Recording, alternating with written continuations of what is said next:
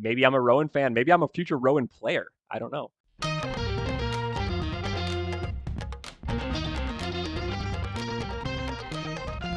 Welcome to another off-season edition of the D3 Datacast. Here we have a very special episode, something we've been planning for because, Matt, as you know, we are all about making dreams come true here at the D3 Datacast. In this case, we're making one of your literal dreams come true, and that is the 2022-2023 D3 Hoops trading cards.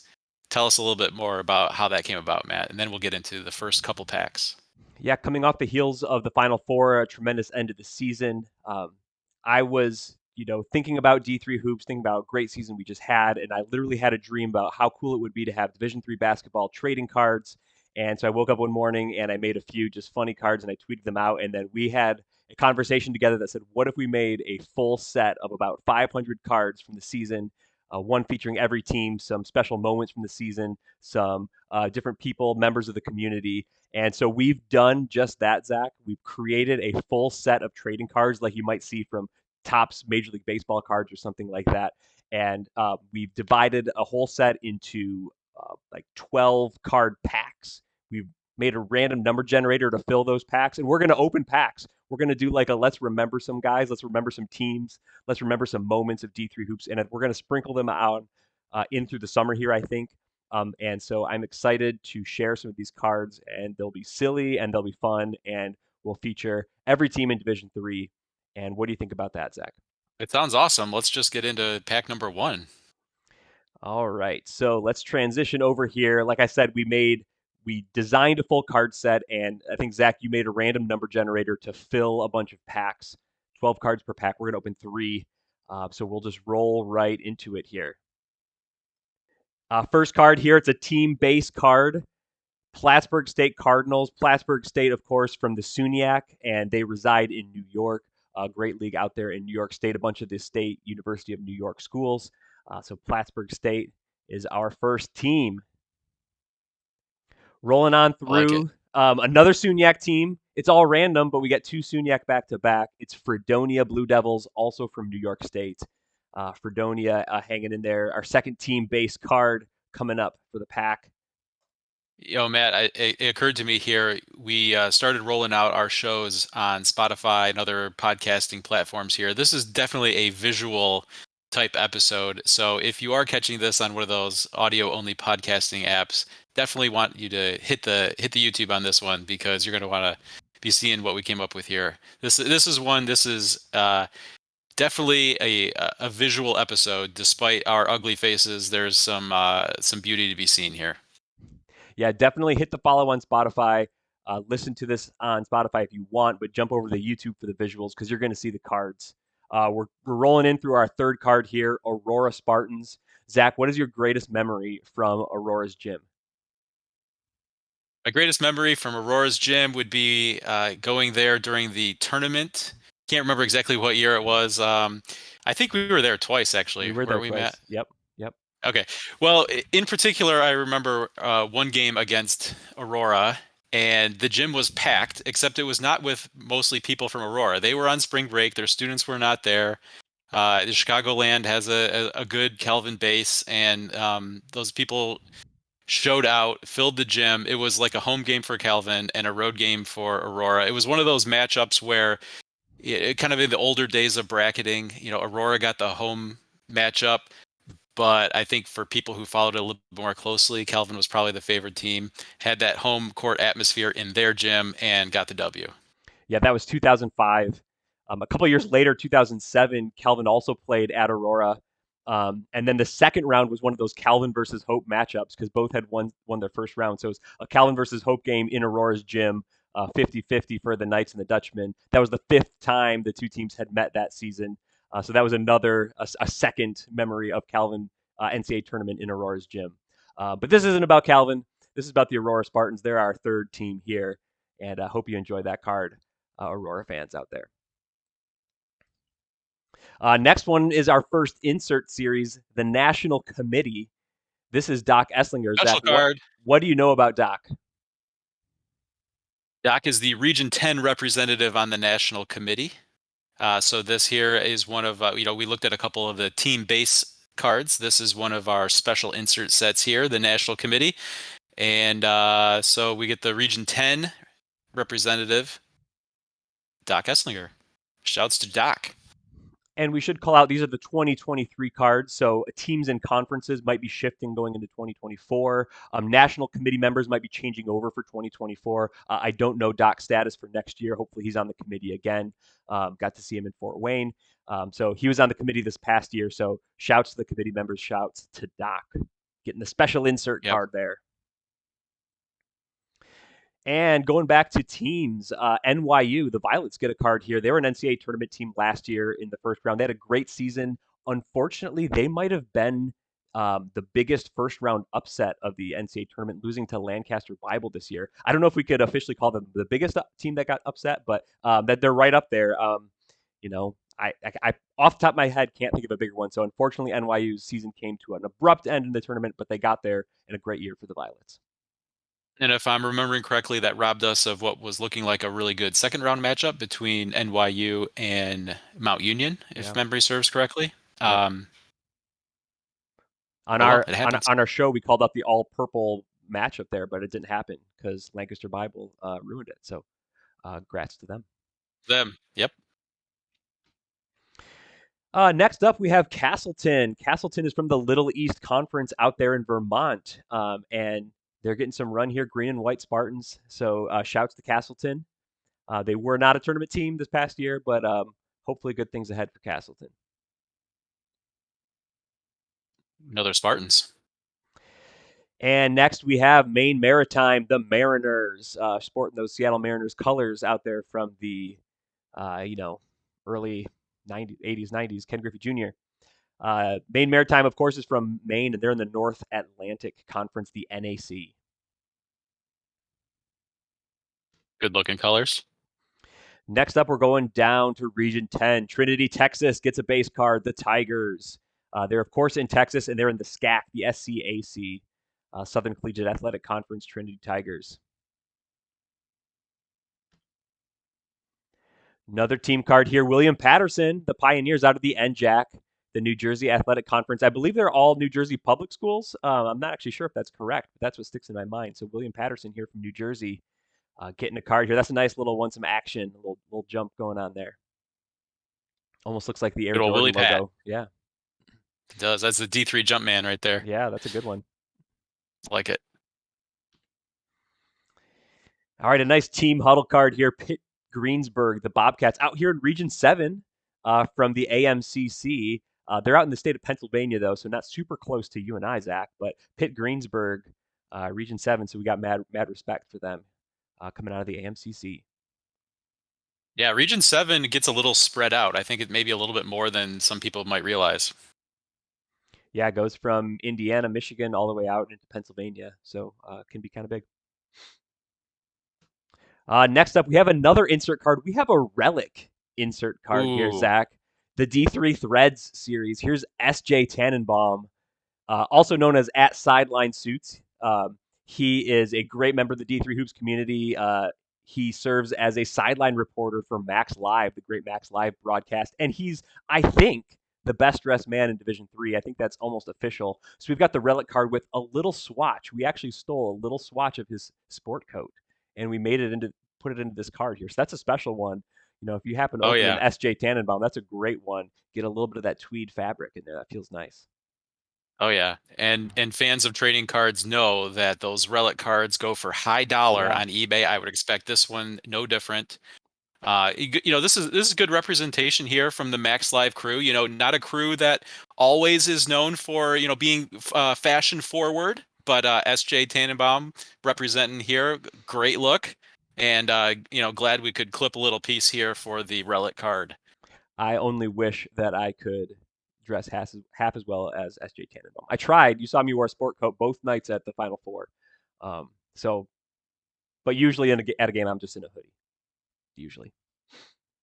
Yeah, I thought we came to a common understanding that it was going to be Saturday only for the jacket, but I had to bring two. All right, our last card in the pack is another team-based card. Maranatha Baptist, the SaberCats. They are an independent. We don't have very many independents in Division Three, but they are independent. They're out of the state of Wisconsin. I think maybe kind of halfway-ish between Madison and Milwaukee is where Maranatha Baptist is. They tend to play a lot of non-Division Three games in their schedule, in addition to some Division Three games. But they play a lot of Bible college type schools. In the I think they may be dual affiliated with the NCCAA, the National Christian College Association. So they mix in some of those games as well. So maybe they don't always play a full Division Three schedule like we'd like to see teams do. A couple things from me on this one. First of all, you said maybe halfway up, Wisconsin there. We can shout out here Greek Tragedy from the D3 boards, who did a road trip to every single D3 gym in Wisconsin. So Yeah. he knows for sure. Also, I want to go highlight the name there, Sabercats. That's an underrated D3 hoops nickname right there, Yeah. I think. Yeah. I don't remember the entire list, but they might be the only SaberCats out there. Who knows? And definitely shouts to Greek Tragedy. It was fun to follow his Twitter account as he posted his pictures through his journey through all of the Wisconsin gyms. In my opinion, a sneaky large amount of Wisconsin D3 schools. We only have 8, well, now 7 because Finlandia up in the UP is closing. In Michigan, there are a bunch in um, Wisconsin. Lots of different conferences represented too, not just the WIAC. There's some Northern Athletics teams in there. I think there's some Midwest Conference teams. There's some UMAC teams, independent here. So there's a bunch of Division III basketball in Wisconsin. So shouts to them. So Zach, I think that wraps up the first pack. So we're going to open 2 more packs today. So we're going to roll right into the second one here. Our next card, team-based Muhlenberg Mules. They're out of the Centennial Conference in Pennsylvania. They had some good wins this last year. Not quite Yep. up to the Johns Hopkins, Swarthmore level of the Centennial Conference. I mean, few teams were. Swarthmore was a Final Four team, but Muhlenberg was, a very good team this year in that conference. So looking forward to what they do in the future.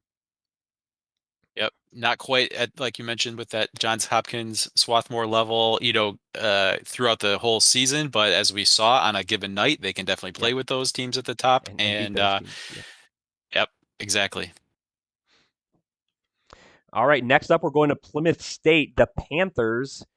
They're all out of the Little East Conference. I think we had a Little East team in the first pack, and they're in the state of New Hampshire. So shouts to the small states out there, New Hampshire.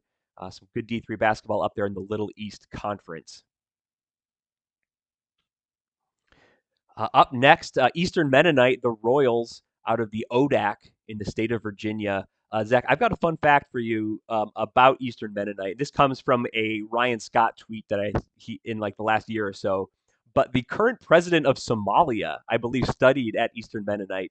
They have like a summer program of like peace and mediation, and they have like graduate programs in that. And he participated in one of those. So I think that's very interesting. The president of Somalia studied at D3 school, Eastern Mennonite. Yeah, well, I'm just impressed that you're keeping track of a year's worth of Ryan Scott tweets. I And also, when I think of the Mennonite community, Somalia is what comes to Yeah. mind Oh, yeah. immediately. That's what makes it so interesting. Next up, Sul Ross State, the Lobos, out of the ASC in Texas. Not just Texas, though. We think of Texas as an island state in an island region, Region 10. But Sul Ross State is You're in like way over there, Alpine, Texas. Texas. They are in like nowhere, western, probably like southwestern Texas. They're probably closer to like the Mexican border than they are to any of the other major Texas cities that you know about, like San Antonio or obviously Dallas or whatever. Um, so yeah, very very far out there for Sul Ross State. Might not be in Division III for that much longer. They have Division II talks going on in their administration, so we'll see what happens with Sul Ross in the future. Yeah, middle of nowhere. It was fun to hear a couple stories from Cliff Carroll in Fort Wayne about his time when he was coach at Sul Ross and they made the tournament and the adventures they had Yeah, traveling there and back. yeah. No airports within however many hundreds of miles or whatever. All right, another insert set Insert card. going on. Our first one from the Content Kings series, Zach. This is Pat Coleman, enterprising D3 Datacast. Viewers will recognize him from last episode. We had Pat Coleman on to talk about the D3 Hoops Classic in Las Vegas amongst some of his other experiences with D3Hoops.com and D3Sports.com. This picture, I believe, is him interviewing someone in Las Vegas. So if you haven't checked out that episode, definitely hear our conversation with Pat Coleman. He's the editor in chief or executive editor, maybe, of D3 Sports, which includes D3Hoops.com, the biggest media entity out there covering Division III basketball. So major shouts to Pat, major shouts to the entire crew at D3 Hoops.com. We couldn't do it without you guys.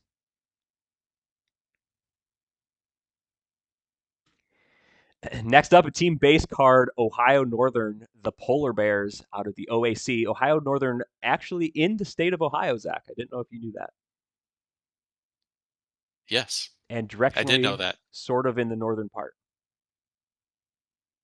Yeah, kind of western, northwestern. Yeah, We'll go with northern. yeah, 8 Ohio. Shouts to the Polar Bears. Not a traditional roaming area of actual polar bears, however. No, they are not indigenous to Ohio, I do not believe. All right, next up is another insert set, our first card of the major moments set. Zach, this was a major moment. Unfortunately, this was not the Huge. greatest moment. Is the Hoopsville crew, of which I participated in, 19 out of 20 correct on Pool C. We failed yet again to nail all 20. Bunch of dejected looks on the faces there. We're going to try again next year, hopefully. 19 out of 20, not bad, but wasn't perfect. We wanted perfect. I think we didn't pick Utica to make the NCAA tournament. I think we had maybe UW Lacrosse in the last spot. Lacrosse was out. Utica was uh, in some order. I think maybe that was what happened. Myself, Ryan Scott, Bob Quillman, Drew Pasteur, Dave McHugh, and on that part of the call was Pat Coleman. Didn't quite get there. Unfortunately, maybe next year. Maybe next year, but I think if we look at the last 2 years in totality, what we need to have happen for next year is for Utica to just not even be Yeah. in the mix for one of those final spots. Win the Pool A, guys. Last year we picked you in and you were out. This year we picked you out and you were in, I think, or maybe that was backwards. One of those. No, they were in this year. So yeah, just win the Pool A, and then it won't come down to our Utica pick screwing us up. Yeah, we won't tell them just to go 500, but that would No, be no, another they'll solution. get in. You just got to win the Pool A, guys. All right, next up, the Rosemont Ravens in a team base set. Rosemont in the CSAC, the Colonial States Athletic Conference in Pennsylvania. I will admit, Zach, Rosemont is one of those teams that I can't peg. I usually, when I see a team name, there's like 400 and what 20-ish teams in Division Three, so there's a lot to keep track of. I can usually remember like what region a team's in. Rosemont, I had to click like 1, 2, 3, 4, 5 because I couldn't remember exactly where they were. So that's my bad. That's on me. But I learned a little bit about Rosemont today when we put this slide together. They're in Pennsylvania. They are in the CSAC. Okay, so Rosemont Ravens. Shouts to the Ravens. Yeah, Rosemont is one of those names where it sounds like it could be anywhere. Hey, that could be, like greater Minneapolis, could be greater Chicago. Yeah, who knows? Hard to keep track. Yep. But yes, thank you for setting us all straight. Yep. Also, hey, shouts to the alliteration. Rosemont Ravens got Yeah. the RR going. That's always a popular pick. I love some alliteration. Next up on the team base set, Zach, we love the Dutchman. Not really, but this is the Union Dutchman, so we like these guys. Um, These ones are fine. Union is in the Liberty League in New York State. So yeah, these guys are good. Yeah, shouts to Union representing some tolerable forms of Dutchman out there. So that's good. And next up, our last card of the second pack. We just talked about them. It's the Utica Pioneers. They did make the tournament this year, even though we picked them in Hoopsville to be out, and they won a game. They got to the second round. So congratulations to the Pioneers of Utica. They are in the Empire 8 League, and they are in New York State. That's funny. The Utica card was in the same pack as the Hoopsville As the moment. Hoopsville, yes. And actually, I was wrong, Yeah. Zach. I miscounted. We have another one. We're here with Defiance, the Yellow Jackets. Not too far in proximity from Ohio Northern. They're in Ohio as well, kind of that Northwest Ohio zone. Defiance Yellow Jacket, former member of the MIAA from more than 2 decades ago, currently a member of the Heartland Conference, HCAC. So the Defiance Yellow Jackets out of Ohio.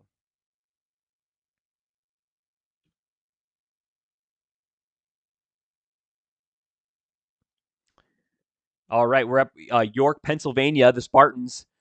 They're obviously in Pennsylvania. Zach, what's your favorite York, Pennsylvania D3 basketball moment?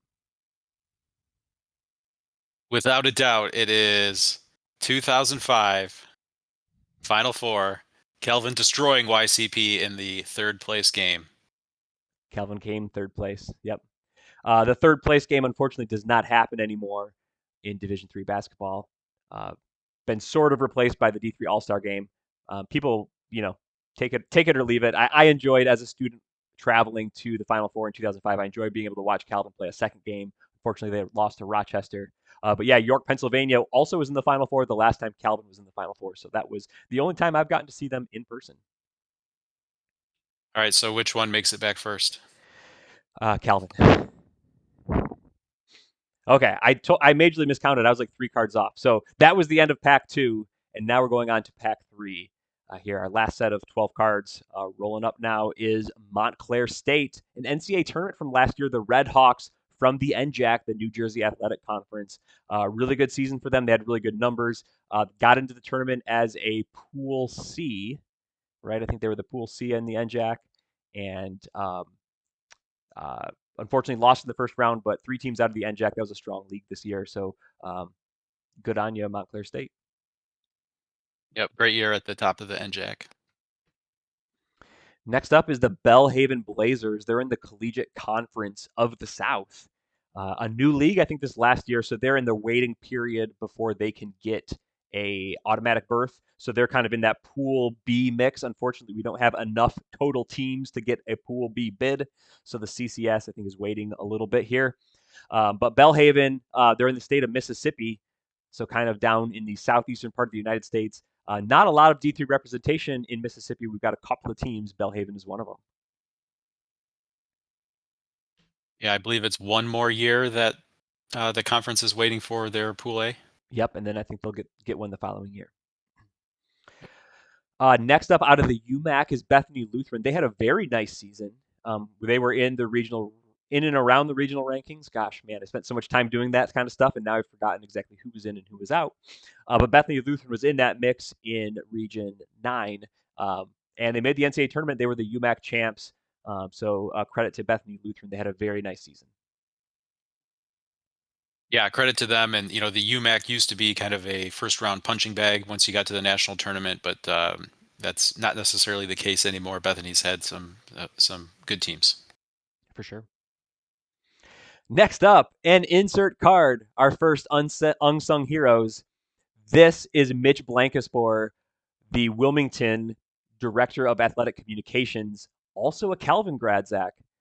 So credit to all the stuff that Mitch does as a great supporter of Division III basketball, and really all the directors of athletic communication, sports information directors, athletic communication offices, all the work that they do to get information into our hands, disseminated websites, updated schedules, statistics, all the stuff that goes into it. I'm sure it's way more than I even know, but it's great people like Mitch that keep kind of the information available to Division III basketball fans, to sites like d3hoops.com, etc. So they don't always get a lot of credit. So we wanted to make a card set kind of highlighting these folks. And the first one up here is Mitch. Yeah, and people who maybe grew up collecting baseball cards might recognize this. I'm kind of proud about this design. This was one that I took the lead on and drew some inspiration from a classic baseball card set. So there's a little nod there if you're an old time baseball card collector. Yeah, 91 Fleer, I believe, was the set that this was. I believe so. 91, 92, something like that. Next up, another NCAA tournament team, Case Western Reserve. The Spartans were one of the top teams in Region 7 out of the UAA, a strong league, the strongest conference in Division III last year. I think they had a bunch of teams in the mix of the regional rankings, a bunch of teams into the tournament. Unfortunately, none of them made it past the second round, which people are tired of me talking about. But Case, they were, I think they were against UW Whitewater. Was that game? Um, Yeah. I have my my bracket still pinned to my bulletin board here. But yeah, they had a great season. They're a great team. Could have easily advanced if things had gone just a little bit differently at the end of the game. But Case Western Reserve Spartans, they've really built a strong program. I think they used to be maybe one of the kind of more bottom teams in the UAA, but they've definitely changed the tide here in the last couple of seasons. Great things happening at Case. Next up, Minnesota Morris out of the UMAC. We see another UMAC team make the list here as a team base card. The Cougars, the state of Minnesota, here represented by Minnesota Morris. Good UMAC flavor in this set Yeah, or this pack. love the UMAC. Next up is a former D3 Hoops national champion, the Nebraska Wesleyan Prairie Wolves. They're obviously in the state of Nebraska, and they're in the American Rivers Conference, the ARC, the ARC, Nebraska Wesleyan. Part of that log jam at the top into the middle of the American Rivers Yeah. Conference. Couldn't never really quite challenge up to the top, but they were right in that group in what was a really deep, top six. Yeah. That there wasn't really a lot separating those teams. Yeah, one of the most interesting conferences in the country in that I think they were easily a top 10 conference as far as like average team rating, but they didn't really have anyone who was consistently fighting for a top 25 spot. They were just all really good, but not quite top 25. So I think I looked at Massey ratings, and if you looked at how they stacked up against the MIAA, it was like kind of like Calvin and Shrine, and then 6 or 7 American Rivers teams, and then like I think maybe Hope was in the middle there too, and then like Olivet and the rest of the MIAA was the bottom. So the MIAA was kind of like top and then bottom, and these were all like really good teams. The whole conference would have finished like the top half of the MIAA. Yeah, a lot of good teams in the top 100, but they'd be like the second 50 of that top 100. Yeah, which makes you a top 10 league. This is one of the top quarter leagues of Division III for sure. Next up is the Thomas Terriers. They're from Maine, and they're in the NAC as well. We saw a team in Pac 1 from the NAC, the North Atlantic Conference. They, teams from that far in the Northeast don't always get a ton of play nationally in D3 Hoops conversations, but we want to take some time to spotlight the Thomas Terriers here.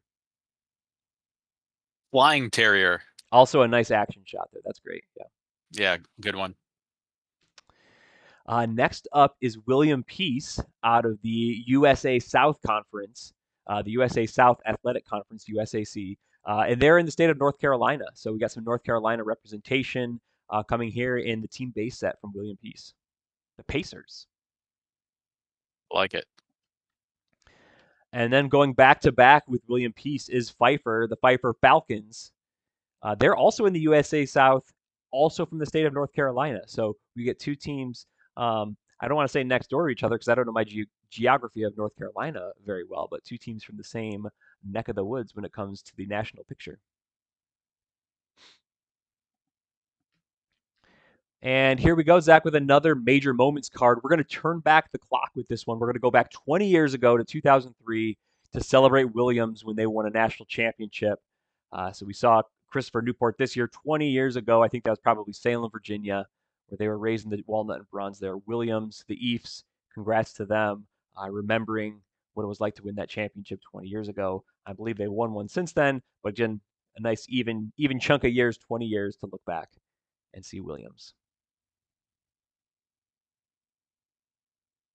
Was that the last time they played someone? Oh wait, sorry. Did I say that?